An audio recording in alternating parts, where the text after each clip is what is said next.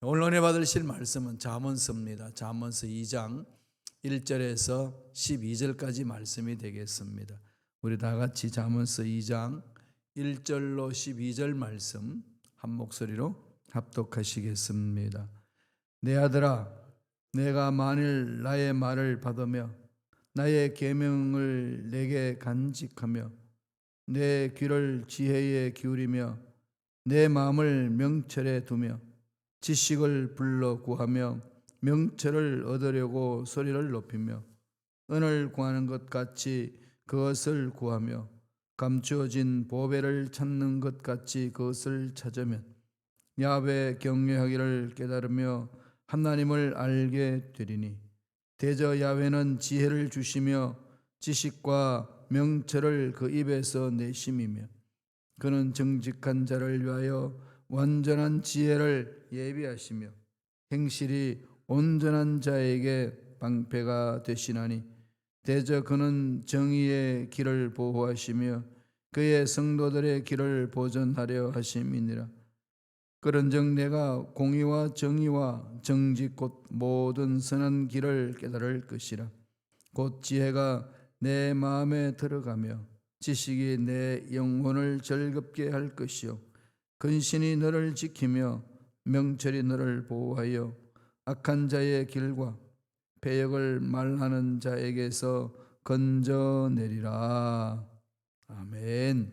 이 말씀으로 지혜로운 삶을 위하여라는 제목으로 연애 말씀을 나누겠습니다. 구약 성경은 창세기부터 말라기까지 총 39권으로 구성이 되어 있습니다. 다 잘 아시죠? 이 39권이 언제 완성된지 아시나요? 얌리와 헤이. 얌리와 헤이의 회의에서 AD 90년이 되죠. 그때에 신구약이 아니라 구약 39권이 이렇게 확정이 됩니다. 그 다음에 신약은 언제 확정이 됐을까? 27권으로. 3구는 27권 괴로웠는데 언제 확정된지는 잘 몰라요. 언제일까요? 397년 AD 397년에 카르타고 회의에서 여기저기 문서가 흩어져 있는 것을 하나를 뭉쳤어요. 그래서 하나 성령께서 주시는 그 기준을 세워서 27권을 완성해서 우리에게 66권 공동체에 주어져 있습니다. 히브리 성경은 구약의 히브리 성경, 히브리인들이 가지고 있는 성경은 우리 구약에 있는 순서하고 배열이 달라요. 그 배열이 같은 것은 히브리인들이 자녀들을 교육하기 위해 알렉산드리아 지역에서 살고 있는 그다 헬라 문화의 물들이 있기 때문에 히브리를 잊어버렸어요. 그들에게 교육을 말씀을 가르치기 위하여 또 성경을 번역을 했는데 헬라어로 번역을 했습니다. 그걸 70인역 번역이라고 그러죠. 70인역. 한 지파에 6명씩 구성이 되어서 72명이 70일 동안 번역을 했습니다. 이자 떼고 70인역 번역.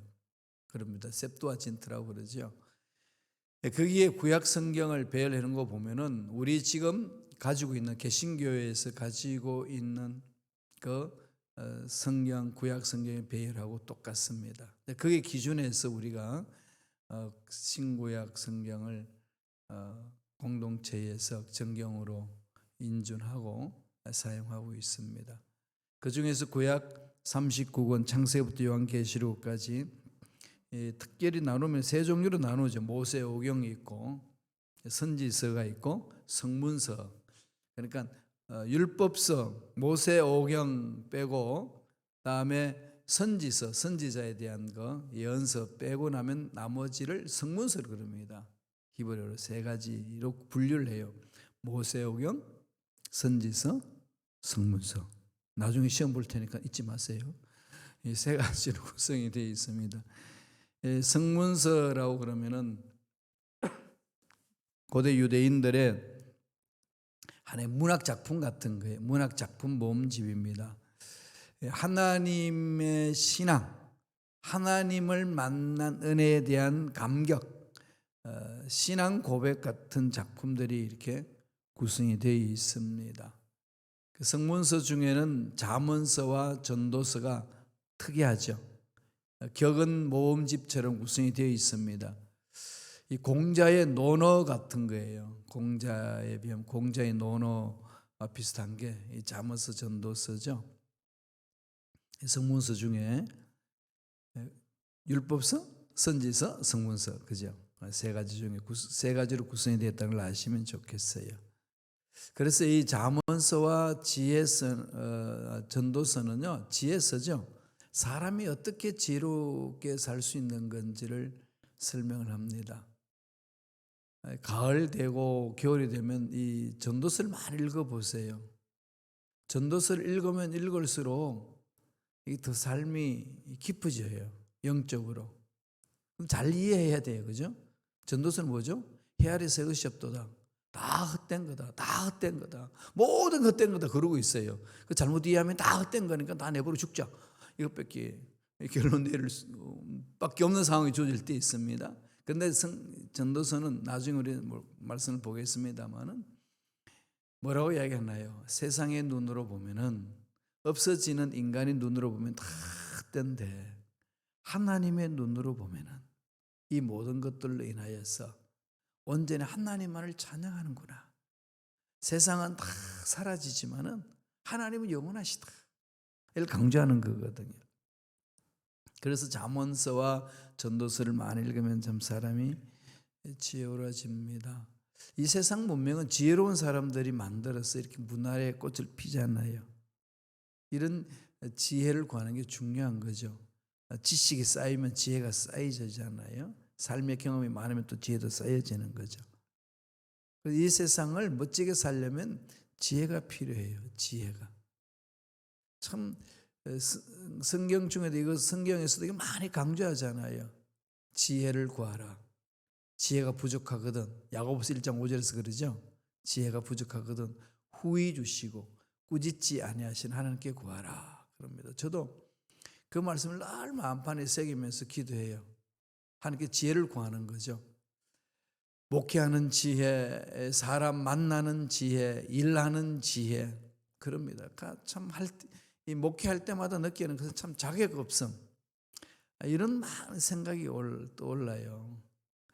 자격 없으면 딱 판단 내리는 순간에요. 참 묘하게 악한 영들이 막 계속 공격합니다. 그렇지, 너 자격이 없지. 그러니까 당장 그만두고 때려치워. 네가 뭘 한다고 그러냐. 이게요, 뭐 그냥 가슴에 강하게 팍 밀려올 때 있습니다. 이럴 때에 위로가 필요하거든요. 이렇게 이제 새벽 예배에 나오신 분들 보면은 위로가 되잖아요. 정말 위로돼요. 한 분도 없을 때하고 몇 분 있을 때하고 느끼는 위로함은 달라요. 물론 제가 늘 말씀드렸듯이 성전 옮기고 나서 천정이 높아서 보면은 힐링 된다고 그러지만은 그게 한두 번이지. 올 때마다 텅텅 비어 있으면은 건물만 보고 위로만 받겠어요? 안 해요. 건물 속에 있는 하나님의 형상을 입은 사람들이, 우리 성도님들 앉아 있으면 참 위로함이 돼요. 그래서 이제 정말 못하겠구나. 이게 안 되는구나. 그럴 때마다 이렇게 하나님이 이렇게 쉬시다가 새벽 예배 나와서 예배 드리는 우리 장로님, 권사님, 집사님을 뵈면은 이렇게 마음이 이렇게 살아나요. 치유가 되고. 신앙생활 할 때 정말 중요하잖아요. 그죠? 사람 낙심할 때 있거든요. 문제 일어나고 힘들고 그럴 때. 그때 어떻게 하죠? 서로 함께 위로하고 세워줄 수 있는 거. 이게 참 지혜가 필요해요. 오늘 성경에는 지혜를 구하라고 합니다. 어떻게 해야 지혜로울까요? 첫째로 하나님의 말씀을 받아야 됩니다. 말씀은 살아있습니다. 말씀은 운동력이 있어요. 말씀에 에너지가 있습니다. 그 에너지가 살게 하잖아요. 이 지상에서 생명이 싹 들려면 에너지가 필요한 거죠. 에너지 없으면 다 죽어버리잖아요. 에너지가 필요한데 그 에너지는 말씀이다. 히브리서 4장에서 그러잖아요. 그죠? 뭐라고 그러죠? 하나님 말씀은 살아있고 운동력이, 에너지가 있다는, 에너지가 있습니다. 말씀을 받아야 돼요. 오늘 잠언은 어떻게 이야기하나요? 2장 1절 2절입니다. 다 같이 읽겠습니다. 내 아들아, 내가 만일 나의 말을 받으며 나의 계명을 내게 간직하며 내 귀를 지혜에 기울이며 내 마음을 명철에 두며, 이 말은 계명을 가져라. 계명을 마음판에 새겨라. 이 말은 뭘까요? 기억하라는 거죠. 날마다 말씀이 나를 지배하도록 하셔야 돼요. 2장 6절 보실까요? 잠언서 2장 6절. 대저 야훼는 지혜를 주시며 지식과 명철을 그 입에서 내심이며, 우리에게 지혜가 필요할 때마다 하나님이 주신다는 거죠. 그러니까 야고보서 신약에 와서는 지혜가 부족하거든 후히 주시고 꾸짖지 아니하시는 하나님께 구하라. 그렇게 구하는데도요, 한계 있잖아요. 늘 그렇죠, 그죠? 연약하니까. 한때는 제가요, 왜 천재가 안 됐을까 한탄한 적이 있어요. 천재만 보면은 막 주눅 들잖아요. 그렇지 않으신가요? 정말 웬만큼 전 주눅 잘 들지 않는데 천재 앞에 가면 주눅 들더라고요. 난 왜 저렇게 안 될까? 이런 부분이 있거든요.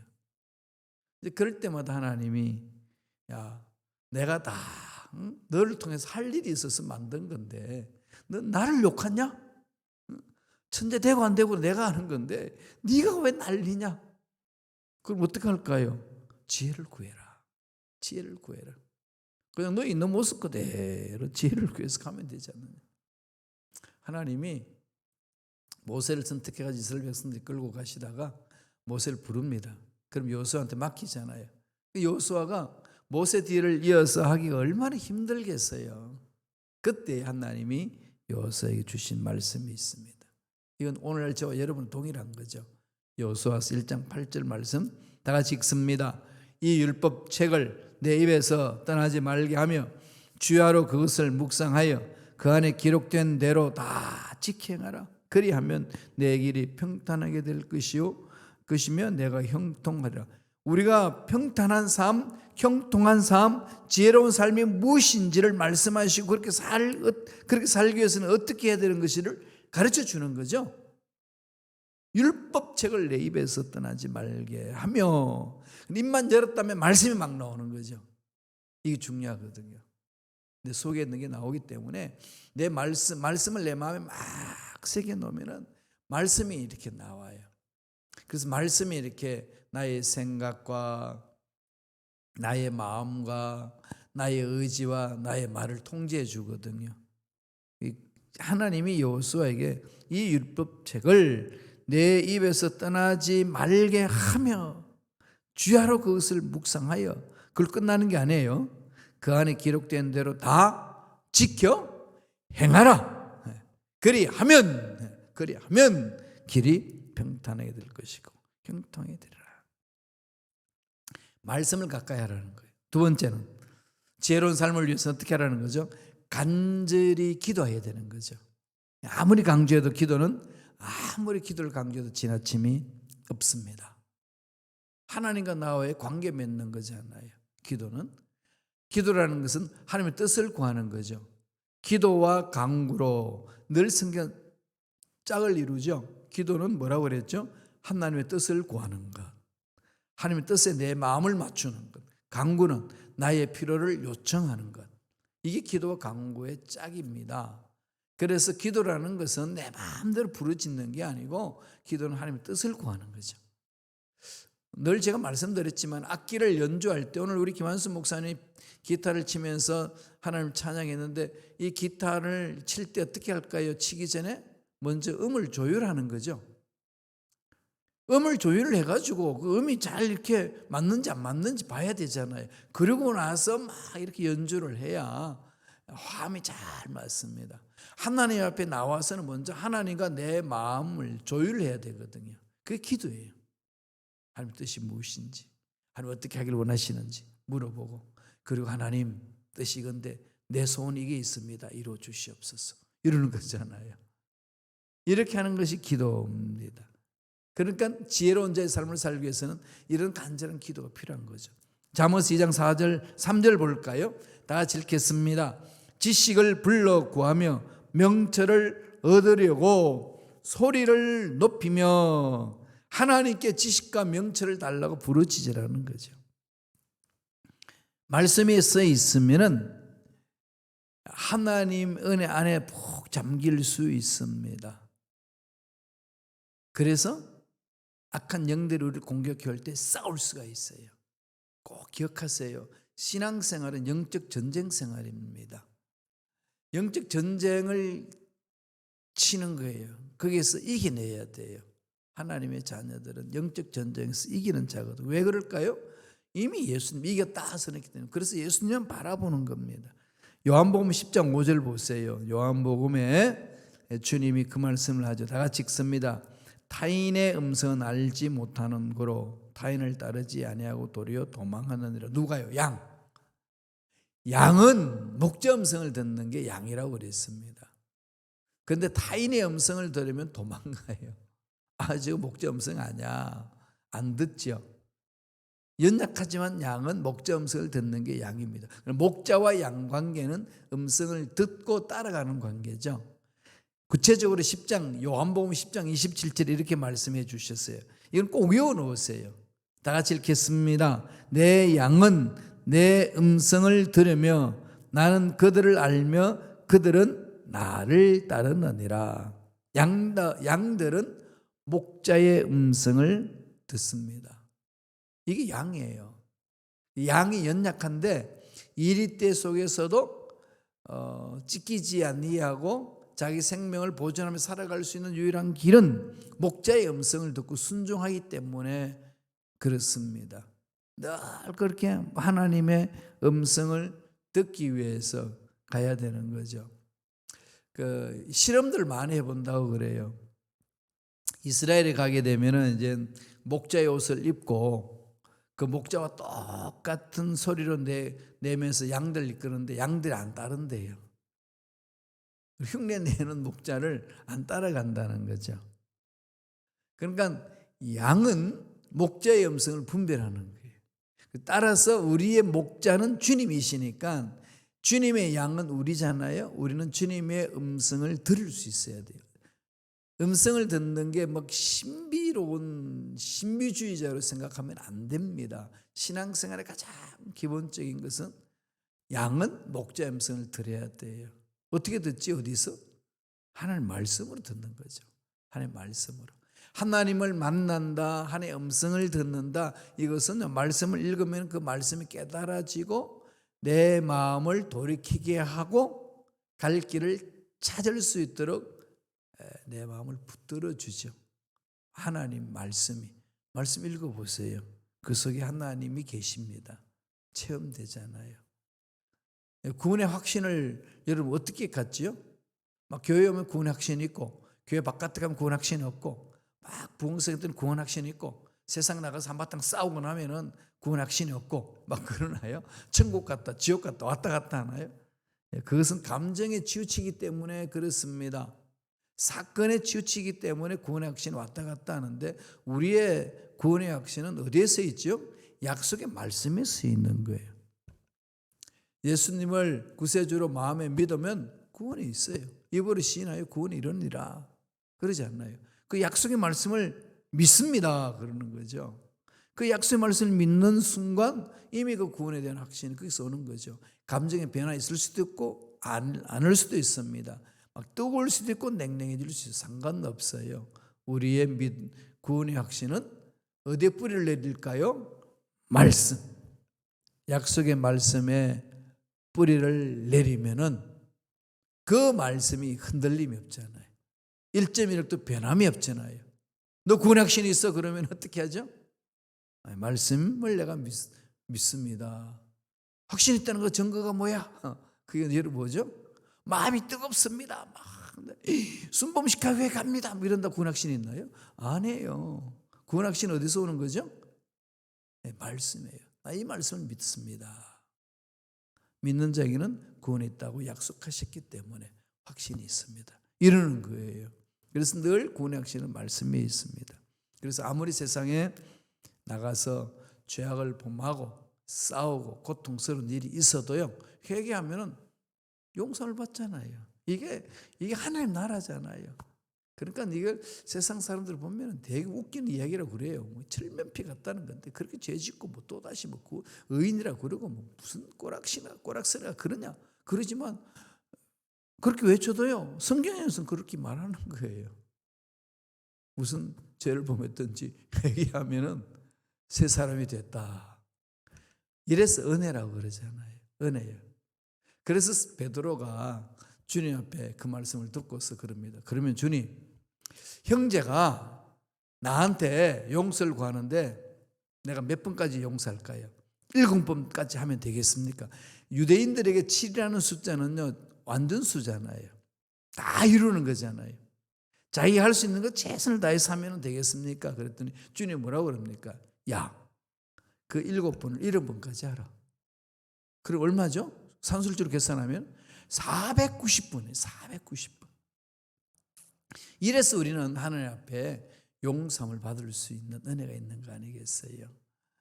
산술적으로 490번이지만 거기에 대한 의미는 뭘까요? 하나님의 사랑으로 회개하면 다 용서를 받을 수 있다는 거예요. 그래서 우리는 그 은혜를 체험해야 돼요. 하나님의 사랑을 체험해야 내가 나를 용납할 수 있습니다. 사람들이 죄책감에 빠지는 이유는 하나님은 사랑해 주신다는 걸 알아요. 그런데 내가 거기서 사랑을 받아서 벗어났다라고 잘 인정 안 하려고 그래요. 객관적인 사실은 믿는데 내가 그렇다는 것에 대해서 잘 안 믿습니다.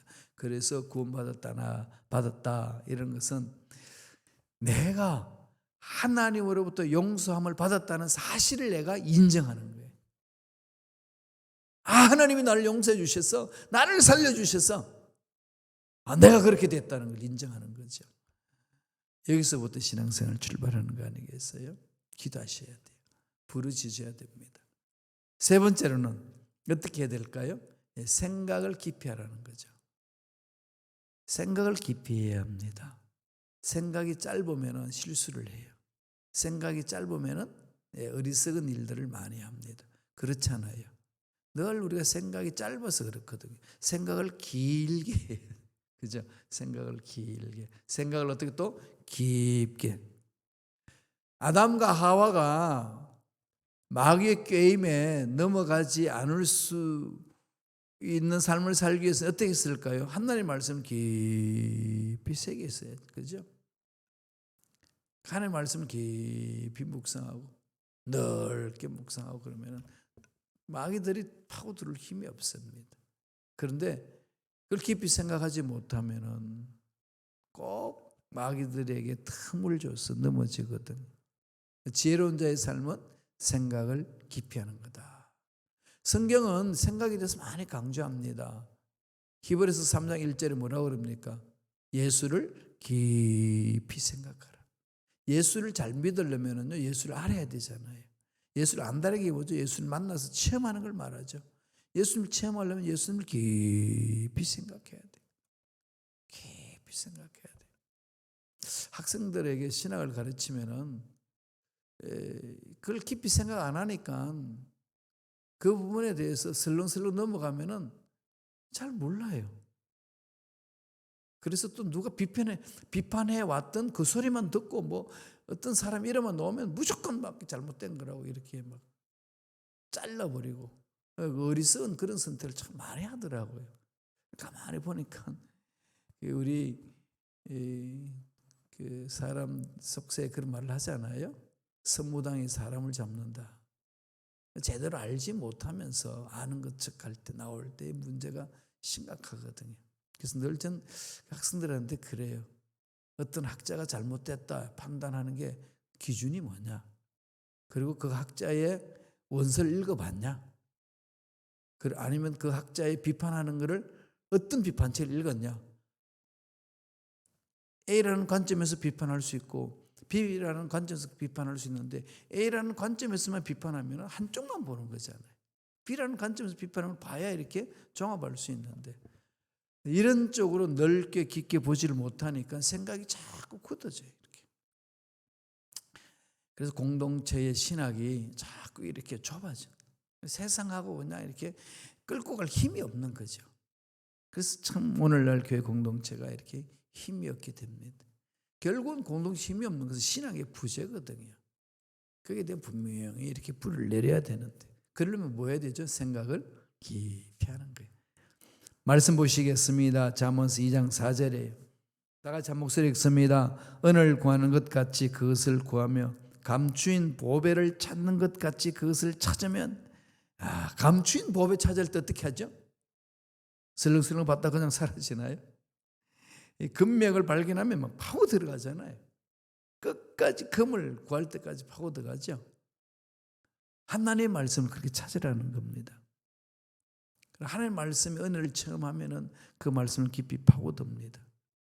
그래야 하나님의 볼보를 쓰잖아요. 시편 1편 1절 2절에서 뭐라고 그랬습니까? 복 있는 사람은 악인들의 꾀를 따르지 아니하며 죄인들의 길에 서지 아니하며 오만한 자들의 자리에 앉지 아니하고 오직 야훼의 율법을 즐거워하여 그 율법을 주야로 묵상하는 자로다. 묵상하도다.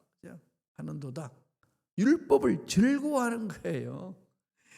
우리 금을, 돈을 막 좋아하는 것처럼 하나님의 말씀을 그만큼만 좋아하면 어떻게 될까요? 이게 뭐 말씀에 깊이 뿌리를 깊이 있게 내리지 않겠어요? 지혜로운 거죠. 마지막 네 번째, 지혜롭게 하기 위해서는 정직을 말해요. 정직하게 살라. 정직하게 살아야 된다는 거죠.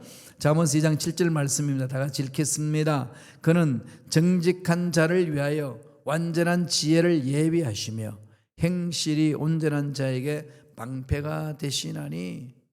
정직한 자, 진정성, 마음속에 하나님의 말씀이 들어가게 되면 그 사람의 진정성이 담기거든요. 진심을 알잖아요. 실수를 해도 그 사람의 진심을 우리 읽어볼 수 있잖아요. 정직한 자, 하나님의 사랑이 있는 자 그러거든요. 정직한 자를 위하여 완전한 지혜를 예비하시며, 완전한 지혜라고 그랬어요. 행실이 완전한 자에게 방패가 되신다. 선순환이 되는 거죠. 정직하면 완전한 지혜를 예비하고, 완전한 지혜로 인하여서 행실이 온전하게 되고, 행실이 온전해지니까 하나님이 보살펴 주시고, 그러니까 또 정직한 삶으로 살게 되고, 이게 선순환 고리로 계속 도는 거죠. 이게 하나님 앞에 올바로 서 있는 자의 삶의 자세입니다. 이게 우리 신앙인 아니겠어요? 그래서 이 시대는 정말 영적 분별력이 필요한 거예요. 유튜브에 들어가면 뭐 수많은 인포메이션이 있잖아요. 그죠? 수많은 자료가 있습니다. 요새 지금 대통령 선거철 대한민국 가까우기 때문에 그게 유튜브 들어가면 막 별별 이야기 다 나옵니다. 모함도 있고, 진실도 있고, 거짓도 있고. 이런 거 어떻게 하시겠어요? 분별하세요. 한 사람 이야기만 듣고 그게 그냥 올인하지 마시고, 이 사람 이야기도 들어보고, 저 사람 이야기도 들어보고, 이 문제도 보고, 저 문제도 보고, 자꾸 그렇게 가셔야 돼요. 그래야만이 올바로 설 수 있습니다. 늘 저와 여러분들은 이 팩트를 보는데, 그 팩트 보는 것도 A 관점에서 보느냐, B 관점에서 보느냐 따라서 완전히 달라집니다. 장님이 코끼리를 만지는데 배를 만지면 벽이라고 그러고, 코를 만지면 어떤 튜브라고 그러고, 다리를 만지면 기둥이라고 그럽니다. 그러면서 코끼리는 기둥이다, 코끼리는 벽이다, 코끼리는 튜브다 이러면은 자기가 체험했기 때문에 그게 전부로 강조하죠. 그런 다 우리가 보면은 어떻게 됩니까? 정확하게 다 전체를 보면은 일부분이잖아요. 일부분이 모여서 전체를 이루어야 되는데, 이게 이제 생각이 깊지 않고 생각이 넓지 않으면은 이 부분들을 잃어버리기가 쉽습니다. 분별해야 돼요.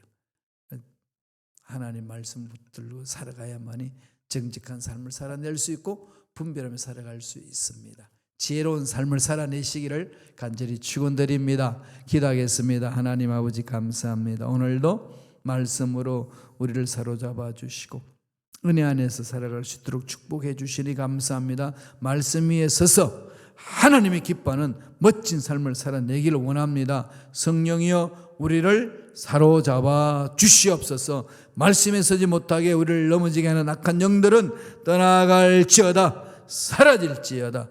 주께서 말씀 위에 설 수 있도록 은혜의 은혜로 역사하여 주옵소서. 감사의 예물 드립니다. 기억해 주시고 좋은 일들만 일어날 수 있도록 축복하여 주옵소서. 감사하고 예수님 이름으로 축복하며 기도드리옵나이다. 아멘.